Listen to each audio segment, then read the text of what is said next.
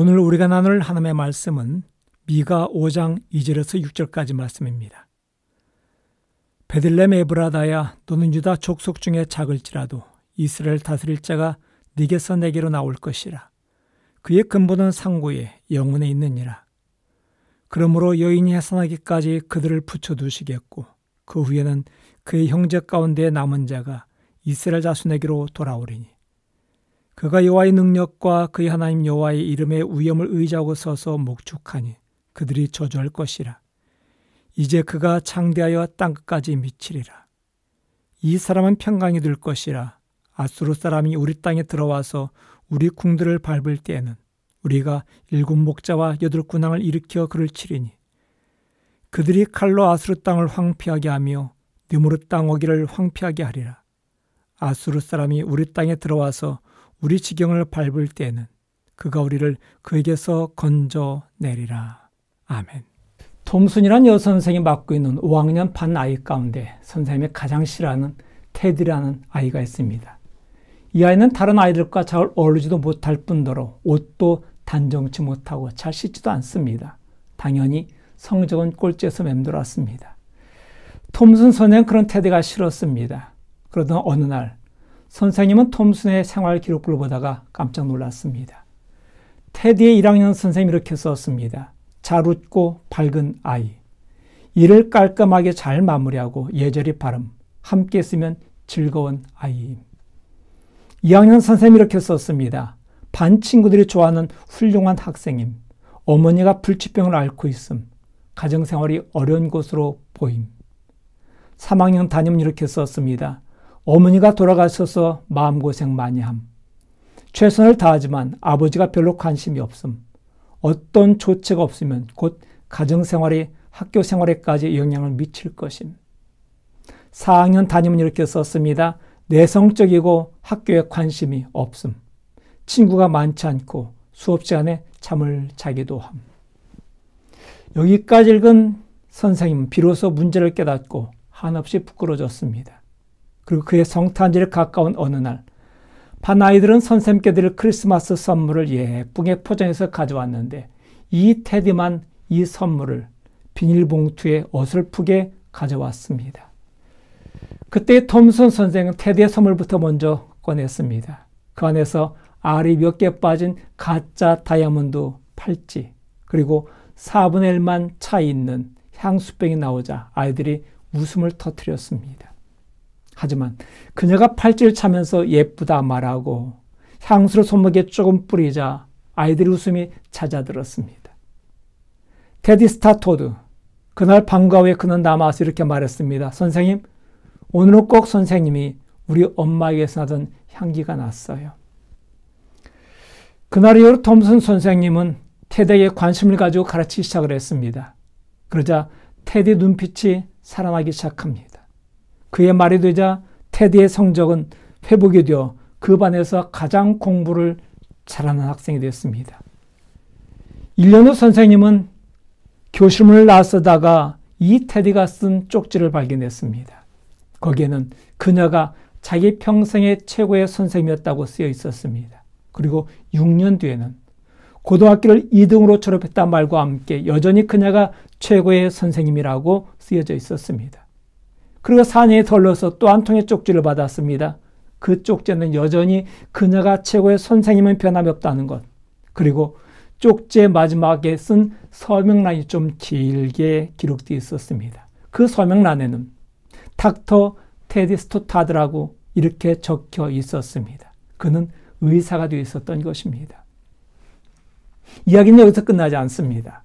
그해 봄 또 한 통의 편지가 날아옵니다. 테디가 여자를 만나 결혼하게 됐는데 이 결혼식에 이 톰슨 선생님이 어머니 자격으로 어머니 자리에 앉아줄 수 있겠냐는 편지였습니다. 그녀는 기꺼이 허락했고 드디어 결혼식이 있던 날 그녀는 알이 빠져있던 이 가짜 다이아몬드 팔찌를 차고 테디의 어머니가 뿌렸다는 향수를 조금 뿌리고 결혼식장으로 나갔습니다. 그들은 서로 포옹하고 난 뒤 이제 어엿한 의사가 된 테디 스토타드는 톰슨 선생님께 귓속말로 이렇게 말합니다. 선생님, 저를 믿어주셔서 감사합니다. 제가 중요한 사람이라고 생각할 수 있게 해주셔서, 그리고 제가 훌륭한 일을 해낼 수 있다는 걸 알게 해주셔서 정말 감사합니다. 이때 톰슨 선생님은 또 눈물을 흘리며 이렇게 속삭였습니다. 테디야, 너는 완전히 잘못 알고 있구나. 내가 훌륭한 일을 해낼 수 있다는 걸 알려준 사람은 바로 너란다. 널 만나기 전까지는 가르친 법을 전혀 몰랐었단다. 테디는 톰슨 선생님을 만남으로 말미암아 인생이 달라졌습니다. 어쩌면 테디는 톰슨 선생님의 관심을 받을 자격이 없다고 생각했을지도 모릅니다. 스스로 작게 여겼기 때문입니다. 하지만 스스로 작게 여겼던 바로 테디에게 햇살이 비춰졌고, 그리고 그 인생은 달라졌습니다. 2000년 전 하나님께서 인간의 몸을 입으시고 이 땅에 오시던 그날, 그분이 오신 곳은 화려한 궁궐도 아니었고 대도시 예루살렘도 아니었습니다. 작은 동네 베들레헴이었고, 그것도 귀족의 집이 아닌 마을 구유에서 태어나셨습니다. 그로 인해 작은 동네 베들레헴은 더 이상 초라한 동네가 아니었습니다. 영광스러운 마을이 된 것입니다. 테디가 톰슨 선생님을 만남으로 말 인생이 달라지고, 이 작은 마을 베들레헴에 예수님께서 오심으로 말미암아 영광스러운 마을이 된 것처럼, 오늘 저와 여러분들이 예수님을 만나게 된다면 우리 인생에 놀라운 변화가 오게 될 것입니다. 놀라운 기적은 일어나게 될 것입니다.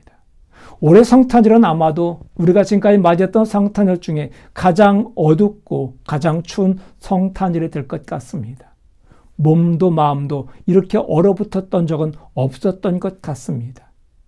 이런 크리스마스 시즌에 다른 것이 아니라 저와 여러분들이 예수님을 만남으로 말미암아 저 여러분의 인생에 놀라운 기적이 펼쳐지기를, 그리고 이 기적을 기대하는 성탄절이 되기를 간절히 바랍니다. 그런 기대가 저 여러분이 있기를 바랍니다. 그렇다면 우리는 무엇 때문에 이 성탄절을 기대할 수 있을까요? 우리가 이 성탄절을 기대할 수 있는 첫 번째 이유는 바로 그리스도는 우리의 소망이기 때문에 그렇습니다. 그리스도가 우리의 소망이 되십니다.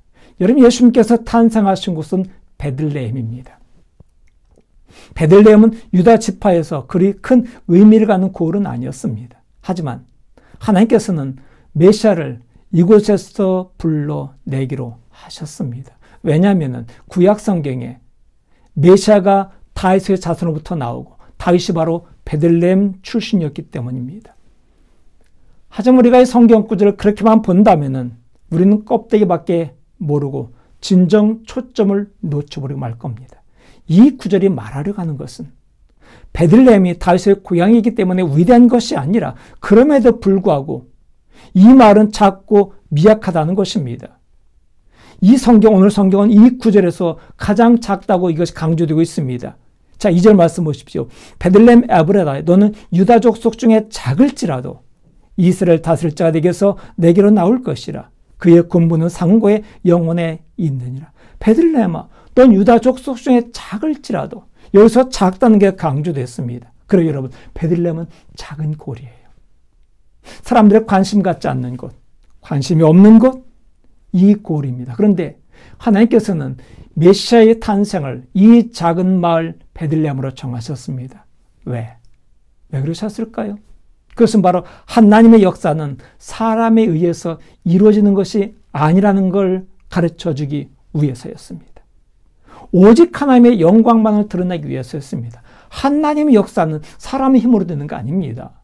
사람의 영광으로 되는 거 아닙니다. 하나님의 역사는 하나님으로 되는 것입니다. 그래서 바울은 고린도전서 1장에서 이렇게 말하지 않습니까? 고린도전서 1장 27절부터 29절까지 말씀.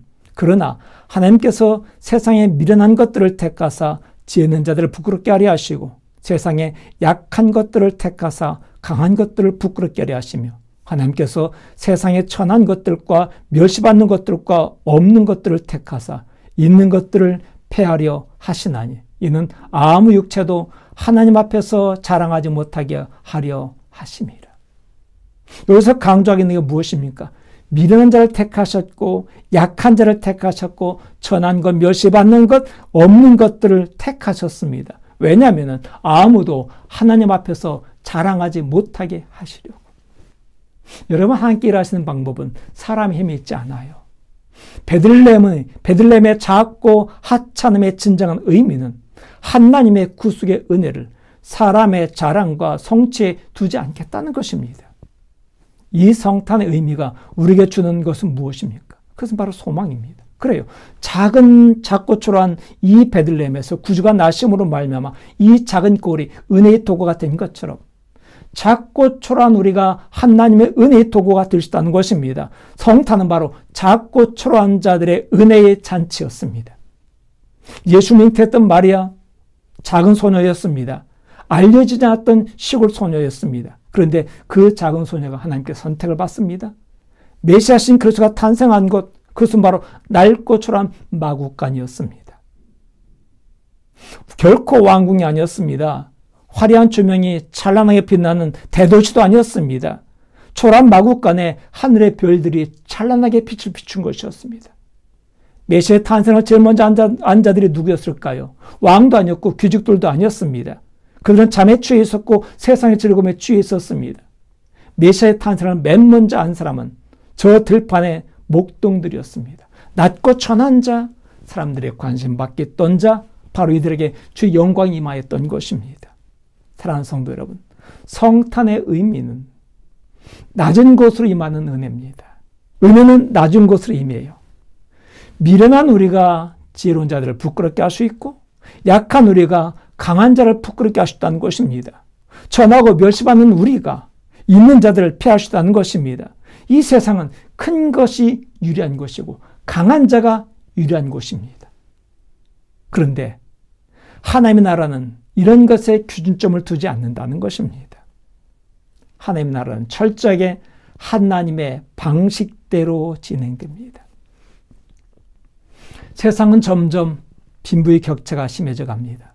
없는 사람은 더 춥고 있는 사람은 이 코로나 사태도 아랑곳하지 않은 시대가 되었습니다. 아마 올 성탄절은 어느 해보다 더 우울한 크리스마스가 될 것 같습니다. 하지만 기억하십시오. 그 옛날 하늘 영광 보좌를 버리고 이 땅에 오신 예수 그리스도, 그분은 화려한 궁궐에서가 아니라 넓은 땅에서가 아니라 작은 곳, 낮고 초라한 곳에 임하셨다는 것입니다. 이 메시아를 가장 먼저 만난 자들은 가난한 자들이었습니다. 비천한 자들이었습니다. 목동들이었습니다. 이번 성탄절이 차갑고 우울한 건 사실이지만 그러나 그 속에서 우리의 소망 되시는 예수 그리스도로 말미암아 희망의 성탄절이 되길 바랍니다. 아니, 우리가 다른 것들이 아니라 휘황찬란한 조명이 아니라 시끄러운 음악 소리가 아니라 오로지 예수 그리스도 말구위에 탄생하신 예수 그리스도에게 초점 맞출 수 있는, 오직 예수만 바라볼 수 있는 이 희망의 성탄절이 될 수 있을 것입니다. 그렇게 해서 이 작고 초라한 베들레헴이 영광스러운 마을이 됐던 것처럼 작고 초라한 저와 여러분들이 예수를 만남으로 말미암아 영광스러운 삶을 변화되는 이 기대가 되는 소망의 성탄절 되기를 간절히 축원합니다. 우리가 성탄절을 기대할 수 있는 이유는 바로 예수님께서 우리 소망 되시기 때문이요. 우리가 기대할 수 있는 두 번째 이유는 바로 그리스도는 우리의 보증이 되기 때문에 그렇습니다. 우리의 소망이 되실 뿐만 아니라 우리의 보증이 되십니다. 여러분, 소망은 참 좋은 거잖아요. 희망은 참 좋은 겁니다. 하지만 다 좋은 건 아닙니다. 아마 희망 고문이란 말 들어보셨을 것입니다. 희망 고문이란 이루어질 수 없는 것에 희망을 갖지 않은 것, 그 때문에 결과가 너무 씁쓸하다는 것을 의미합니다. 예를 든다면 아이를 버리고 엄마가 도망쳐 버렸어요. 그런 그 아이에게 희망을 줍니다. 엄마가 잠깐 외국에 갔다고, 이제 곧 돈 벌어서 나에게 좋은 선물 가지고 돌아올 거라고.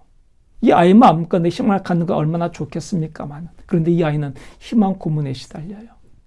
절대 돌아오지 않을 엄마를 기다리고, 발자국 소리만 들려도 엄마인가 싶고, 바람에 문이 덜컹거려도 엄마인가 싶고, 누군가 뒤에서 얘야라고 부르면 엄마인가 싶어. 늘 설렘과 늘 기대감 가운데 살아갑니다. 그리고 언젠가는 이것이 단지 희망에 불과했다는, 전혀 현실은 불가능한 것을 알게 될 때는 그 박탈감이 너무나 큰 거죠. 여러분, 세상이 우리에게 주는 희망, 이 희망은 희망 고문에 가까운 말들입니다. 얼마나 많은 좋은 말들이 쏟아져 나와요. 하지만 아무리 좋은 말이 쏟아져 나와도 인생이 달라지지 않는다면, 나와 상관이 없다는 것은 희망 고문에 불과하다는 것입니다. 하지만 하나님께 주신 약속은 희망 고문이 아닙니다. 그분은 절대 지킬 수 없는 약속을 하시는 분이 아닙니다. 그분이 약속하신 것은 반드시 이루시는 분이십니다. 자, 4절 말씀 보십시오.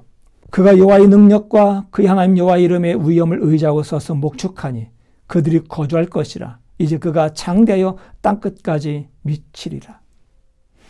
베들레헴에서 나셔서 그의 양떼를 먹이실 자의 오심에 대해 듣고 있던 당시 유대인들은 두 가지를 떠올립니다. 먼저는 다윗 왕입니다. 그리고 다윗의 후손으로 오실 메시아를 머리에 떠올립니다. 다윗 왕의 견주 이 말씀을 볼 때 우리는 바로 사무엘하 7장 12절의 말씀을 떠올릴 수 있습니다. 자, 사무엘하에서 뭐라 말씀하는지 사무엘하 7장 12절 말씀 보십시오. 12절과 16절입니다. 네 수완이 차서 네 조상들과 함께 누울 때에 내가 네 몸에서 날 네 씨를 네 뒤에 세워 그의 나라를 견고하게 하리라. 네 집과 네 나라가 내 앞에서 영원히 보존되고 네 왕위가 영원히 견고하리라 하셨다 하라. 이미 사무엘을 통해서 말씀하신 이 약속을 미가가 다시 언급하면서 하나님께서 이 약속의 말씀을 확실히 이루실 것이라고 말하고 있는 것입니다.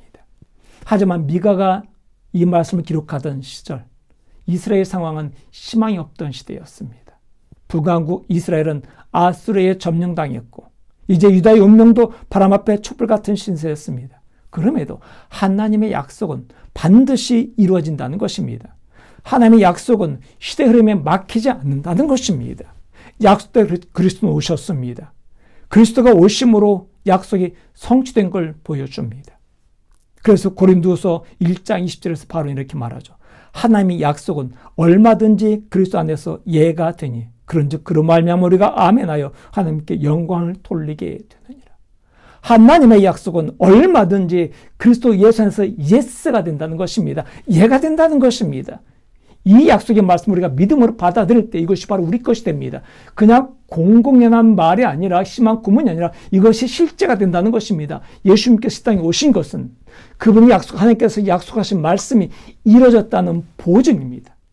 증표입니다. 그래 여러분, 하나님의 약속은 사실입니다. 반드시 이루어집니다. 그러기에 바로 그리스도의 오심은 이 성탄절은 단순한 희망이 아니라 희망의 보증이 되는 것입니다. 이 보증이 되시는 그리스도를 단단히 붙잡으시기를 간절히 축원합니다. 이제 우리가 성탄절을 기대할 수 있는 세 번째요. 그것은 바로 그리스도는 바로 우리의 목자가 되기 때문에 그래요. 우리의 소망 되시고 우리의 보증이 되시고 그리고 이제 우리 목자가 되시는 그리스도가 됩니다. 여기서 미가 선지자는 그리스도를 통치자로 말하지 않고 목자로 말합니다. 통치자는 자기를 위해서 통치합니다. 하지만 목자는 양들을 위합니다. 양들을 위해서 목숨까지도 버리는 게 목자입니다. 목자는 바로 친근한 그리고 아버지 이미지를 보여주잖아요. 그 목자 대신 그리스도께서 우리를 지켜주신다 약속하십니다. 자, 본문 5절 6절로 가보십시오. 이 사람은 평강의 왕이 될 것이라. 이 아수르 사람이 우리 땅에 들어와서 우리 궁들을 밟을 때에는 우리가 7 목자와 8 군왕을 일으켜 그를 치리니 그들이 칼로 아수르 땅을 황폐하게 하며 니무르 땅 어기를 황폐하게 하리라. 아수르 사람이 우리 땅에 들어와서 우리 지경을 밟을 때는 그가 우리를 그에게서 건져내리라. 평강의 왕이신 그리스도께서 우리의 삶 현장 가운데로 들어온다는 것입니다. 이스라엘 상황 가운데로 들어오신다는 것입니다. 이미 아수르에게 패하여 포로가 된 북왕국 이스라엘을 이 목자가 나서서 이 아수르를 무찌르고 그들의 손에서 당신의 백성들을 건져내실 것입니다. 바로 우리의 그리스도는 우리를 지키시는 분입니다. 그래서 다시 이미 이렇게 고백한 바 있잖아요. 시편 23편 4절 5절 내가 사망의 음침한 골짜기로 다닐지라도 해를 두려워하지 않을 것은 주께서 나와 함께 하심이라. 주의 지팡이와 막대기가 나를 안위하시나이다. 주께서 내 원수의 목전에서 내게 상을 차려주시고 기름을 내 머리에 부으셨으니 내 잔이 넘치나이다. 하나님은 우리가 산 날 동안에 우리에게 사망의 음침한 골짜기를 제거해 준다고 말씀하신 적은 없어요. 하지만 사망의 음침한 골짜기를 지날 때에 우리와 함께 하시고 지켜주신다고 약속하십니다. 우리를 보호하신다고 약속하십니다. 그리고 그 원수들의 본 앞에 지켜주시고 원수들의 본 앞에서 진수성찬을 차려주신다고 약속해 주셨습니다. 우리의 그리스도는 우리를 지키는 분이에요. 그분은 오늘 또 우리의 삶 현장으로 들어오십니다. 그리고 우리 삶을 정리해 나가십니다. 여러분, 저 여러분의 현장에, 삶의 현장에 사망의 음침한 골짜기 같은 두려움, 불안한 뉴스들이 얼마나 많던가요? 우리는 또 그들을 대적할 만한 힘이 없는 자들입니다. 하지만 하나님께서 정리해 나가십니다. 하나씩 하나씩 정리해 나가십니다. 또한 저희와 여러분에게 필요한 것들 얼마나 많던가요? 우리의 육신의 삶을 위해서 필요한 것들 얼마나 많던가요? 여러분, 하나님께서는 우리의 영혼만 돌보실 뿐만이 아니라 우리 육체의 필요까지도 채워주신다 약속하십니다.